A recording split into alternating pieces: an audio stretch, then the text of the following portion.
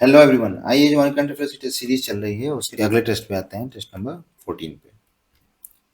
पहला क्वेश्चन है, project Prayas was launched by, यानी प्रोजेक्ट प्रयास किसने लॉन्च किया था? International Organization for Migration, the United Nation Children's Fund, COP 28 loss and damage fund या वर्ल्ड बैंक अडेप्टेशन फंड? सही जवाब है International Organization for Migration. Ministry of External Affairs के साथ मिलके इंटरनेशनल ऑर्गेनाइजेशन फॉर माइग्रेशन ने प्रोजेक्ट प्रयास को launch किया था, जिसका ऑब्जेक्टिव था कि इंडियन वर्कर्स और स्टूडेंट्स को सेफली, ऑर्डरली और रेगुलरली माइग्रेशन प्रोवाइड किया जा सके।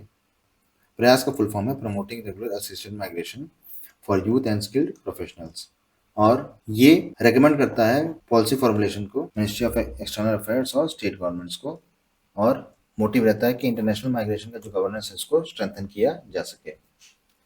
International Organization for Migration establish हुआ था 1951 में, और ये इंटर गवर्नमेंटल ऑर्गेनाइजेशन है माइग्रेशन की फील्ड में।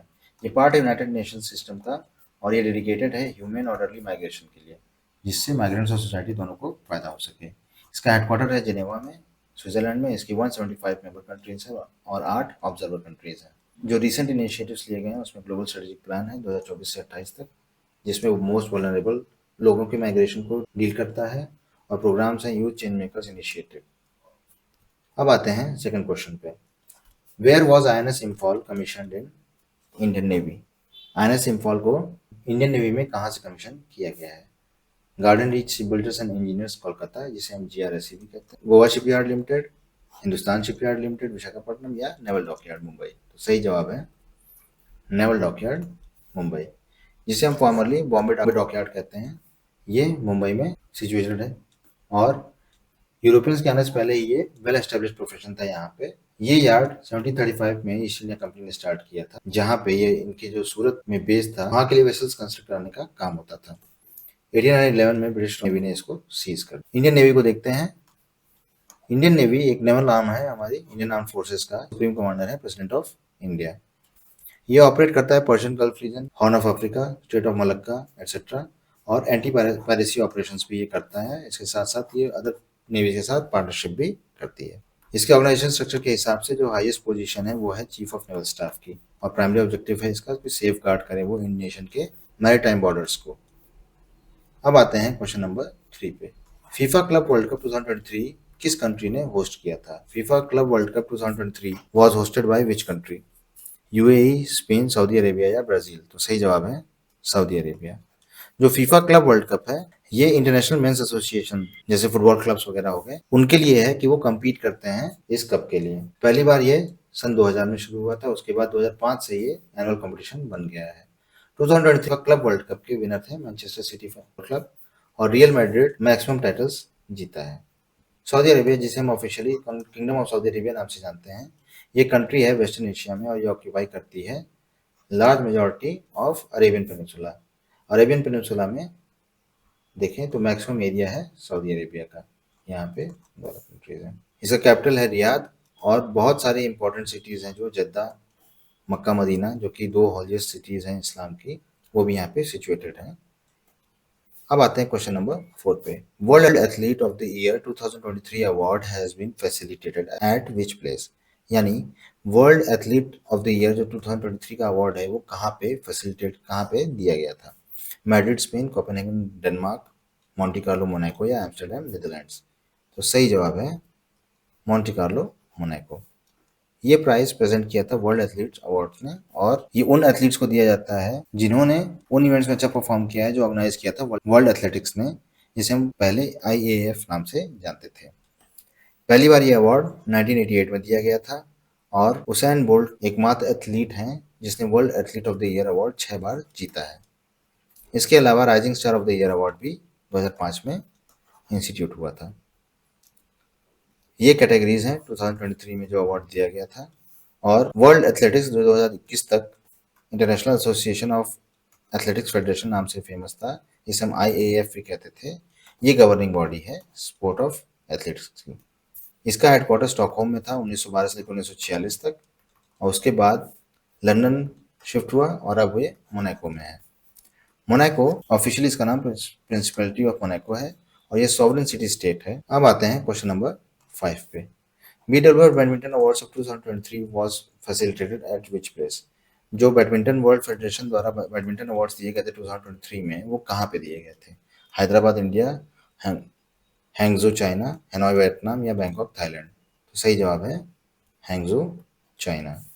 जो बैडमिंटन वर्ल्ड फेडरेशन अवार्ड्स हैं, ये बैडमिंटन वर्ल्ड फेडरेशन द्वारा दिए जाते हैं प्लेयर ऑफ द सीजन को। 1998 से लेकर 2007 तक इस प्राइज को Eddie Choong player of the year award भी कहा जाता था। ये इंटरनेशनल गवर्निंग बॉडी जो है, इसे बैडमिंटन वर्ल्ड फेडरेशन कहते हैं और ये इंटरनेशनल ओलंपिक कमेटी द्वारा रिकॉग्नाइज्ड है। ये पहली बार सेटअप हुई थी 1934 में और 1981 में इंटरनेशनल बैडमिंटन, ये पहली बार इंटरनेशनल बैडमिंटन फेडरेशन नाम से सेटअप की गई थी 1934 में और 1981 में ये मर्ज की गई थी वर्ल्ड बैडमिंटन फेडरेशन में के साथ और 2006 में इसका नाम बैडमिंटन वर्ल्ड फेडरेशन रख दिया गया। ये लिस्ट है विनर्स की। अब देखते हैं चाइना के बारे में। चाइना, जिसको पीपल्स रिपब्लिक ऑफ चाइना भी कहा जाता है, ये एक ईस्ट एशिया की कंट्री है। चाइना 4th लार्जेस्ट कंट्री है एरिया वाइज और अभी तक ये मोस्ट पॉपुलस कंट्री थी। इसके बाद इंडिया ने इसे ओवरटेक कर लिया है एज पर यूनाइटेड नेशंस। यहाँ पे कुछ फेमस हिस्टोरिकल साइट्स भी हैं, जैसे कि फॉरबिडन सिटी और तिएननमेन स्क्वायर। यहाँ पे एक ही पार्टी सिस्टम है जिसे लीड करती है communist party of China. Official language है यहाँ की मैंड्रिन चाइनीज। हांगझू कैपिटल है जिंगजियांग प्रोविंस का चाइना में, जिसका बहुत ही रिच कल्चरल पास्ट है। अब आते हैं क्वेश्चन नंबर 6 पे। Which country will introduce a carbon border tax on imported goods like steel from 2027? 2027 से imported goods जैसे स्टील पे कार्बन बॉर्डर टैक्स लगाने के लिए किस कंट्री ने कहा है? इंडिया, थाईलैंड, ब्राजील या यूनाइटेड किंगडम? तो सही जवाब है यूनाइटेड किंगडम। इसे alternatively carbon border adjustment mechanism भी कहा जाता है, जिसका काम है कि प्रिवेंट करे कार्बन लीकेज को। अब कार्बन लीकेज का मतलब ये है कि ऐसी कंपनीज क्लाइमेट को एक्सप्लॉइट करते हैं अपने गुड प्रोड्यूस करने के लिए ऐसी कंट्रीज में या ऐसे प्लेसेस में जहाँ पे स्ट्रिंजेंट प्रैक्टिसेस नहीं हैं। तो इंपोर्टर्स को कार्बन क्रेडिट गेन करना होता है या प्रोड्यूस करना होता है, ताकि अगर वो कंपनी जहाँ पे एक गुड्स प्रोवाइड कर रही है या जो कंट्री से इंपोर्ट कर रही है, अगर वहाँ पे वो कंपनी जैसे प्रोड्यूस करती है तो कितना कार्बन का कॉस्ट होता, उस हिसाब से इसे डिसाइड किया जाता है। अब आते हैं क्वेश्चन नंबर 7 पे। Which space agency developed and announce the slim lander? Slim lander किस स्पेस एजेंसी ने डेवलप किया है और अनाउंस किया है? नासा, JXA, ESA या इसरो? सही जवाब है JXA, यानी जापानीज की जो जापानीज एयरस्पेस यानी जापान की जो स्पेस ऑर्गेनाइजेशन है उसने। स्लिम का प्राइमरी गोल है कि वो डिमॉन्स्ट्रेट करे प्रिसीजन लैंडिंग टेक्नोलॉजी और इसकी एक्यूरेसी लगभग 100 मीटर्स होनी चाहिए। ये लॉन्च हुआ था 6 सितंबर को और ये लैंड हुआ था शियोली क्रेटर के पास 19 जनवरी 2024 को।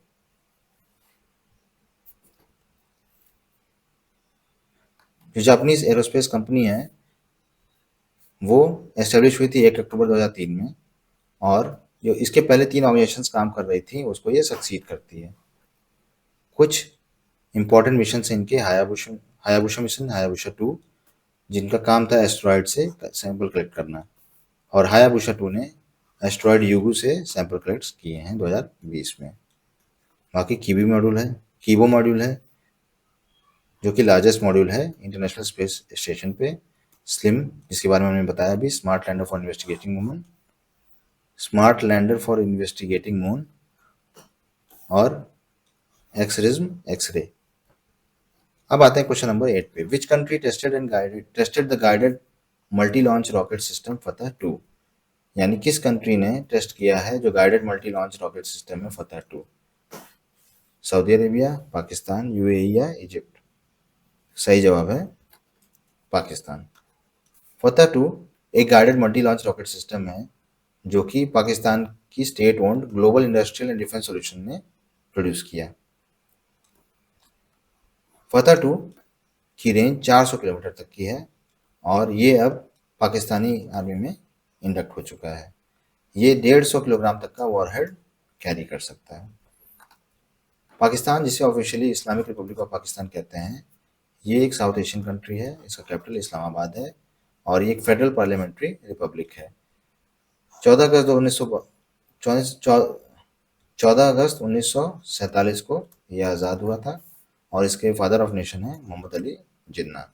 उर्दू यहाँ की नेशनल लैंग्वेज है और इंग्लिश यहाँ की ऑफिशियल लैंग्वेज है अदर रीजनल लैंग्वेजेस के साथ साथ। ये one of the few countries हैं जिसके पास न्यूक्लियर वेपन्स हैं और इसका एक्टिव स्पेस प्रोग्राम मैनेज करता है space and upper atmosphere research commission. अब आते हैं क्वेश्चन नंबर 9 पे। जो 7th elite men's national boxing championship हुआ था 2023 में, वो कहाँ ऑर्गेनाइज हुआ था? यानी the 7th elite men's national boxing championship 2023 has been organised at which place? Shillong, Gurugram, Chandigarh या इम्फॉल? तो सही जवाब है शिलोंग। शिलोंग में 7th national elite men's boxing champion 2023 organise हुआ था 25 नवंबर से लेकर 1 दिसंबर तक और इसे ऑर्गेनाइज किया था बॉक्सिंग फेडरेशन ऑफ इंडिया ने मेघालय बॉक्सिंग एसोसिएशन के साथ मिलकर और department of youth affairs, youth and sports, government of Meghalaya के साथ। शिलोंग मेघालय का कैपिटल है और इसे स्कॉटलैंड ऑफ द ईस्ट भी बोला जाता है। 1864 में चेरापूंजी की जगह इसको डिस्ट्रिक्ट हेडक्वार्टर बनाया गया था। हालांकि जब आसाम से मेघालय को कार्व आउट किया गया तो मेघालय का कैपिटल बन गया ये। यहाँ पे खासी, गारो और इंग्लिश बोली जाती है और यहाँ के मोस्ट पॉपुलर डेस्टिनेशन हैं एलिफेंट फॉल्स, वार्ड्स लेक और लैटलूम कैनियन। अब आते हैं 10th और लास्ट क्वेश्चन पे। What is the name of the second malaria vaccine that received prequalification from World Health Organization? यानी वो सेकंड मलेरिया वैक्सीन कौन सी है जिसने प्री क्वालिफिकेशन रिसीव किया है वर्ल्ड हेल्थ ऑर्गेनाइजेशन द्वारा? R21 मैट्रिक्सम, RTS-S/AS01, आईपोल या PCV15? तो सही जवाब है R21 मैट्रिक्सम। मलेरिया एक सीवियर डिजीज है जो कि प्रोटोजोन पैरासाइट जिसका जीनस है प्लाज्मोडियम उसके कारण होता है और फैलाती है ये एक फीमेल एनोफिलिस मॉस्किटो। इसके सिम्टम्स 10 से 15 दिन बाद दिखाई देते हैं। बाकी वैक्सीन क्या है? वैक्सीन एक बायोलॉजिकल प्रिपरेशन हैं जिनका एम होता है कि वो एक्वायर्ड इम्यूनिटी को एक्टिव करें या बढ़ाए किसी पर्टिकुलर डिजीज के लिए के खिलाफ। वैक्सीन्स कई प्रकार की होती है, जैसे इनएक्टिवेटेड जिसमें पैथोजेंस को किल करके बनाई जाती हैं, जैसे पोलियो वैक्सीन। दूसरी ये है कि वैक्सीन्स में जो पैथोजेंस होते हैं उन्हें मारा नहीं जाता लेकिन उन्हें वीक करके इंट्रोड्यूस कराया जाता है, जैसे कि मीजल्स, मम्स और रूबेला में होता है। इसी तरह टॉक्सोइड वैक्सीन होती है जिसमें इनएक्टिवेटेड टॉक्सिन्स जो डिजीज कॉजिंग एजेंट्स हैं उनसे लेके ये बनाया जाता है। इसके अलावा सब unit recombinant polysaccharide and conjugate vaccine होती हैं जो कि कुछ पार्ट रखती हैं डिजीज एजेंट का, जैसे कि HPV वैक्सीन। बाकी RTS-AS01 जिसे हम मॉस्क्विरिक्स भी कहते हैं, ये पहली वैक्सीन थी जो WHO ने अप्रूव की थी 2021 में और ये सब सहारन अफ्रीका और अलग जगहों के लिए लाइसेंस मिला था इसे। हालांकि इसकी एफिशिएंसी 30% थी और R21 मैट्रिक्सम की एफिशिएंसी 77% है जो कि मिनिमम एफिकेसी 75% से ज़्यादा है। और ये सेकेंड वैक्सीन है जिसको WHO ने हरी झंडी दिखाई है 2023 में। ये 5 महीने से लेकर 3 साल तक के बच्चों को लगाई जाती है। WHO 1948 में बना था और इसका एम है कि ये हेल्थ को प्रमोट करे और वर्ल्ड को सेफ बनाए रखे। इसमें 194 मेंबर्स हैं जो कि 6 रीजन में फैले हुए हैं और 150 प्लस फील्ड ऑफिसर्स हैं। हेडक्वार्टर है जिनेवा, स्विट्जरलैंड। आई होप आपको ये टेस्ट सीरीज पसंद आई होगी और बाकी अगर कोई सजेशन तो हमें ज़रूर लिखें। Thank you very much.